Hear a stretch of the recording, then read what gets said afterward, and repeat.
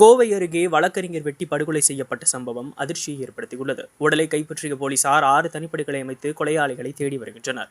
கோவை மாவட்டம் செட்டிப்பாளையம் அடுத்த மயிலேறிபாளையத்தில் வழக்கறிஞர் உதயகுமார் கொடூரமாக கொலை செய்யப்பட்ட சம்பவம் பெரும் பரபரப்பை ஏற்படுத்தியுள்ளது. கோவை சரவணம்பட்டி பகுதியைச் சேர்ந்த உதயகுமார் கோவையில் பல ஆண்டுகளாக வழக்கறிஞராக பணியாற்றி வந்தார். அவரது மனைவி டாக்டர் நித்யாவல்லி கோவில்பாளையம் அருகே உள்ள ஒரு தனியார் மருத்துவமனையில் பணியாற்றி வருகிறார்.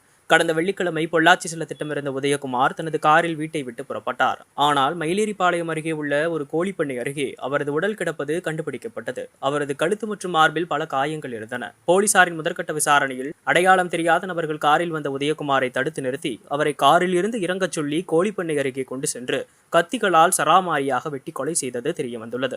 பின்னர் அவரது காரை எடுத்துக்கொண்டு தப்பிச் சென்றுள்ளனர். இந்த சம்பவம் தொடர்பாக சூலூர் இன்ஸ்பெக்டர் மாதையன் மற்றும் போலீசார் சம்பவ இடத்திற்கு விரைந்து சென்று உதயகுமாரின் உடலை கைப்பற்றி பிரேத பரிசோதனைக்காக அனுப்பி வைத்தனர்.